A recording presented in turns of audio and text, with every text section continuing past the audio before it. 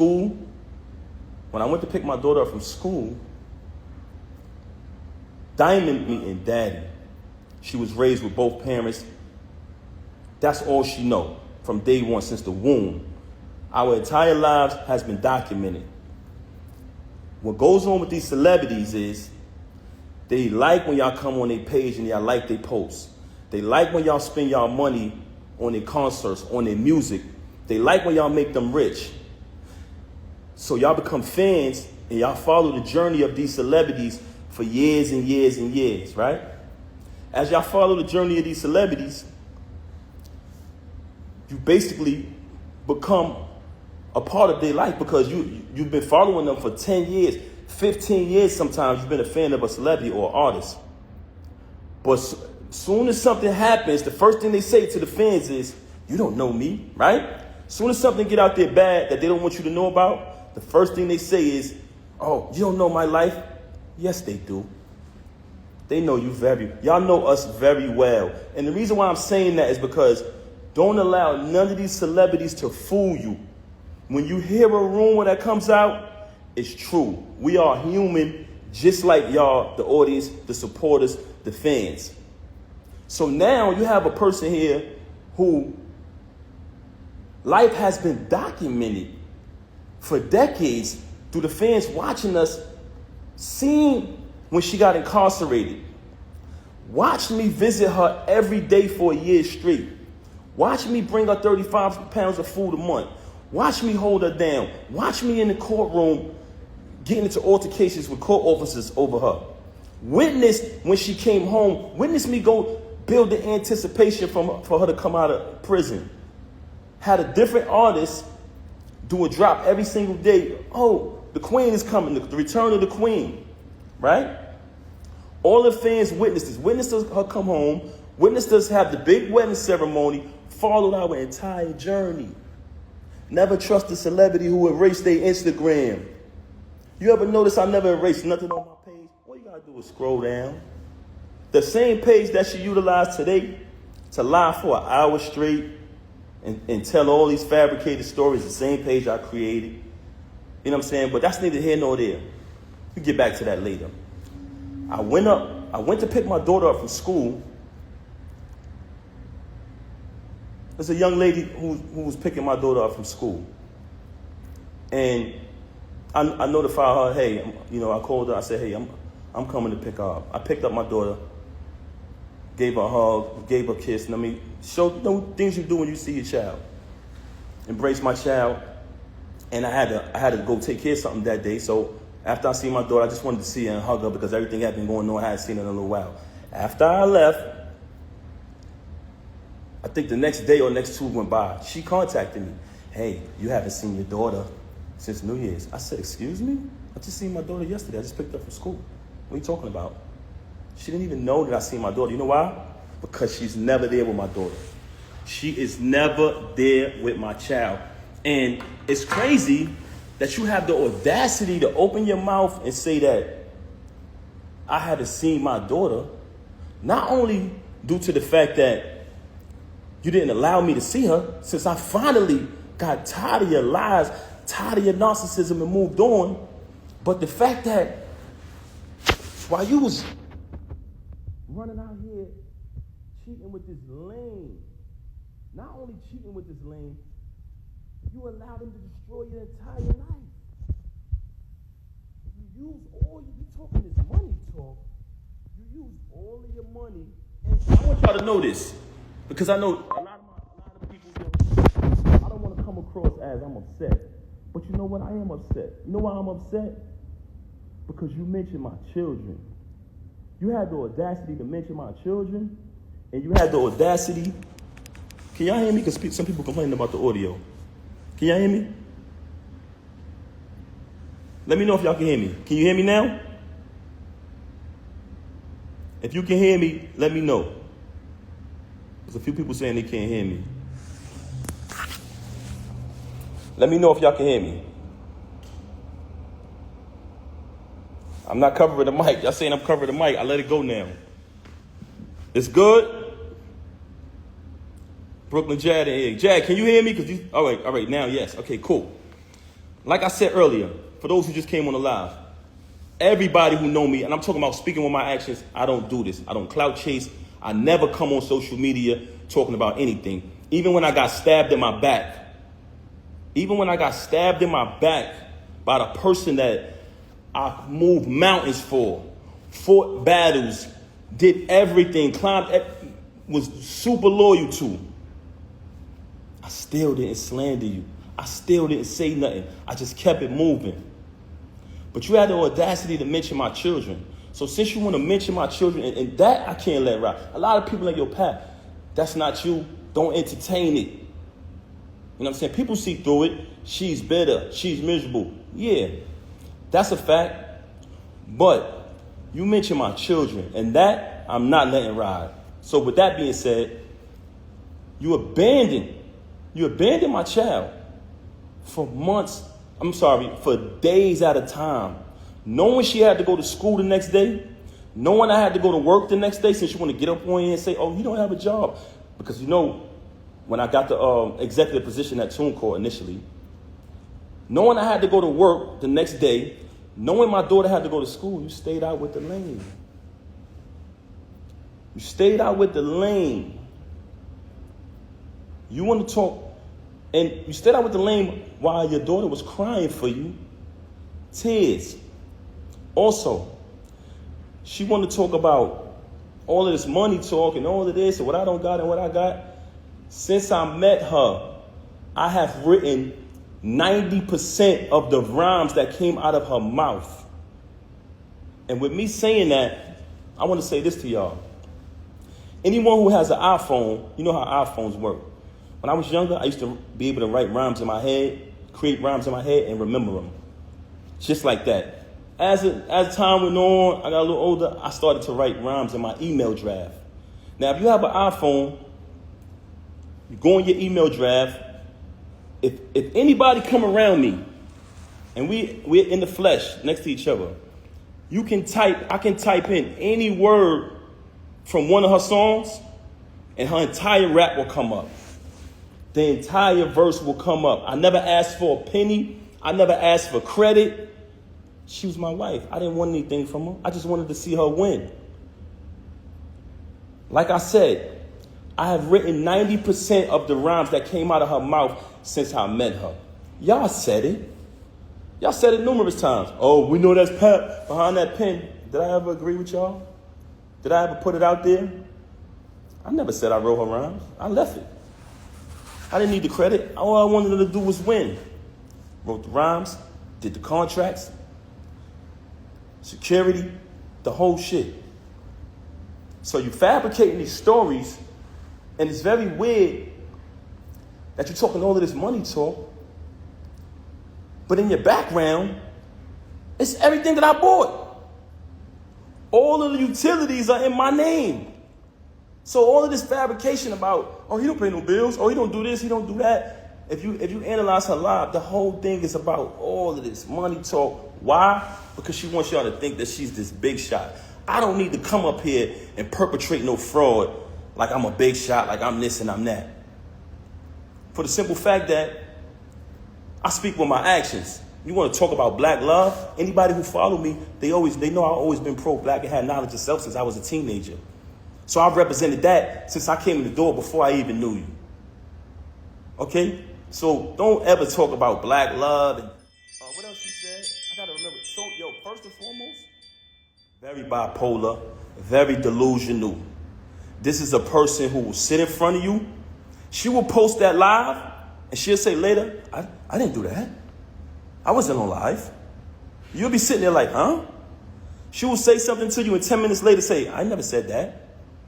Very bipolar. And I don't want to talk bad about her, man.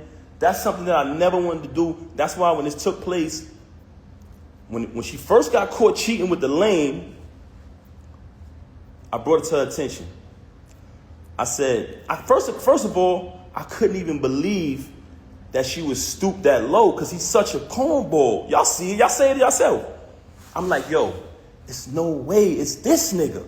Because I'm trying to figure it out. Like, damn, who is this nigga? Because You know, we were living a normal, peaceful life, raising our child like we planned to, and she started to move real strange. So in the process of her moving strange, it became stranger and stranger, worse and worse. So I said, damn, I gotta see what's going on. What the hell is going on? I started to do my research. As I did my research, I found out she was cheating with the lame. So once I find out, I brings it to her attention. I said, mind you, I didn't knock him out because he slept with my wife. Like I told y'all before, the reason I knocked him out was because he shook my hand and then slept with my wife. It's a difference. But let me tell y'all this. So I bring it to her attention that I found out that she's sleeping with the lame. She tells me, him? Why him? Why him out of all people? Not Goods? Not Hitman? My word is my bond is my life. I should give my life before my word shall fail. This was her exact words. Him? Why would I deal with him? I said, Rem, I know you're dealing with the lame. I know it. First and foremost, how I first fell on my radar that she was cheating with the nigga, he was running his mouth and it came back to me. They said, yo, Pat, this nigga out here telling niggas he fucking your wife. I said, word. So I did a little bit more research, connect a couple more dots. I finds out. She tells me this. Okay, I finds out. Mind you, it's not the first time she cheated. You know what I mean? I continued the marriage because I live by my wedding vows. I try to live by my wedding vows. Richer for poor, sicker for health, sickness and health. You know what I'm saying? Better for worse, death to us part. So you try to work through things. Anybody out there who's married, y'all understand. So I found out she cheating with the lame. I bring it to her attention. Of course, we have an altercation, like basically argument back and forth or whatever transpired, right? Okay. She decides, and I decide that we're going to go to therapy. But she brings it to my attention, to be honest. She said, I think we should do therapy. I said, okay. Even though I'm private and I don't like to speak to people about my personal business, that was a very, very difficult thing for me to do. But I said, you know what? Let's do the therapy. We go to the therapist. The therapist's first question is, do you guys want a divorce or do y'all want to work it out? Me and her both said we want to work it out. So when she comes on live and say, we haven't slept in the bed since 2022, and to make it seem like and fabricate a story like we had some agreement, you such a liar. There was no agreement. When I found out you was with the lame, you denied it. You shitted on him. Basically said, yo, why would I be with him? Why do you think I would be with him? And then you wanted to go to therapy. So check it out now. Check it out. So when we go to therapy, the therapist says, do y'all want to get a divorce or do y'all want to work it out? Me and her both said we want to work it out. I'm going to be honest. Because honestly, I didn't want to not live under the same roof as my 5-year-old. I love all my kids the same, but when you have children, and everyone knows that about me. Everybody who know me, y'all know my character. Y'all know her character. Very rude, very disrespectful, not just to me, to everyone. But that speaks volumes. I didn't want to we planned to raise her with both parents. That was the plan. So I did not want to not live under the same roof with my little girl. I was there from the moment she came out of the womb, and I intended, and I always told her, I want to be there to the moment we take her to her prom. Till she graduates high school, college, get her degrees. I want to be there to take my daughter to her prom. And I told her that. So I never wanted to leave from under the roof of my baby. That's why I stayed around for this nonsense. And I don't want to go away from the point. Okay, so we did the therapy. The therapist gave us that option. We both said we want to work it out. She said, this is the plan. I'm going to give y'all a plan to work it out. She said, Pat, because like I told y'all previously, once I seen that she was cheating, like she was moving real strange, I'm talking about leaving for hours at a time. Every time I questioned it, it was a lie, just strange behavior. So once I noticed that she was moving strange, I started to do my research. So the therapist said, because she told the therapist, Mind you, she got all these lies to y'all about me. The only thing she told the therapist was, oh, he doesn't trust me. He's going to keep looking behind me and trying to, find out what I'm doing. But the only reason why I was looking behind her is because she was moving strange. So I agreed to, not show distrust or whatever. And the therapist told her, Remy, since you're saying that it's only business with this dude moving forward, but y'all have a last event coming up, after this event, you're going to cut all ties with this individual. This is what the therapist said. She said, Pap, because I told Rim back then, before I even clipped him, I said, when I catch son, I'm putting him down. I'm putting him down. He violated, you know what I'm saying? And what I noticed, when I found out, I noticed that every time me and her stepped out and made an appearance, he'd go post on his gram, do little sucker shit. He'd go make a post on his story about us. So I'm watching this. Mind you, y'all, I'm not saying nothing the whole time. I know this nigga sleeping with my wife, but I ain't saying nothing. Feel me? I'm like, I'm going to be quiet. I ain't saying nothing. Son doing sucker shit on the gram. That's cool. I ain't paying that no mind. We go to therapy. The therapist come up with the plan. We put the plan together. The therapist said she has this event coming up at Sony Hall, which was the battle between him and Hitman. She said, you can go to the event, right? But don't knock him. Don't do nothing to this individual. She said, I said, I'm going to go to the event. I'm going to fall back. You know what I'm saying? I'm not going to do nothing. After the event, she's supposed to leave the dude alone. Right? I go to the hold on a second, man. Give me 1 second. Matter of fact, I don't know what I'm going to do. 1 second. 1 second. 1 second, y'all.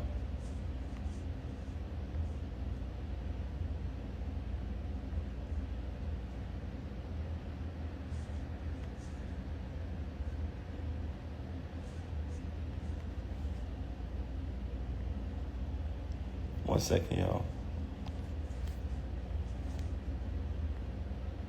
Okay, back to the subject of the matter. So I go to the event.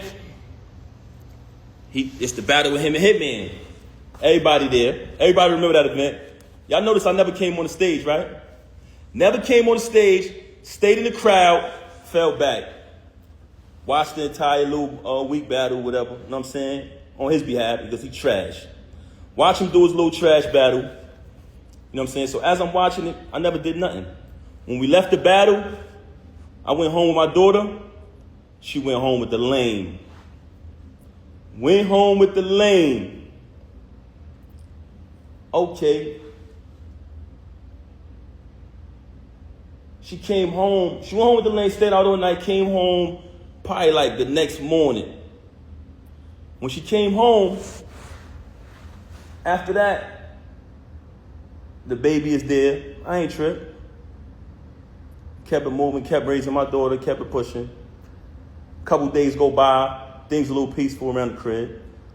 I reach out to the therapist, let her know what transpired. We went to the event, everything was everything. After those couple days, me, her, and my daughter, we all sleep in the same room. We go to bed. I'm saying it's bedtime. We sleep together in the same bed every night. As we sleeping in the bed, I fall asleep. My daughter's in the middle of us. So it's 2 beds in our room now at this time because she started doing weird things around the crib or whatever. So me, her, and my daughter in the same bed. It's another bed over there. I wake up. It's just me and my daughter in the bed. So I get up. I see her in the other bed. So I go over to the other bed. And as I go to the other bed, I notice that her phone is on. When I pick up the phone, I see the lame on the phone. You know what I'm saying? I said, okay. She on the phone with the lame. So after that, I woke her up. Hey, what's going on? This what you doing in here? This is what we doing? She started lying again, fabricating, this, that, and the third. Long story short, she kept cheating with the lame. Okay. Move forward from that. Another battle comes up. The lame not on the card. He's not on the card. It's just another event. But mind you, like I told y'all previously, I'm there for my daughter. I'm there being a father. I'm not going to allow this situation to take me away from my child. So what I did was kept raising my daughter. Even though I know that she's a narcissist, very contradictory, very bipolar.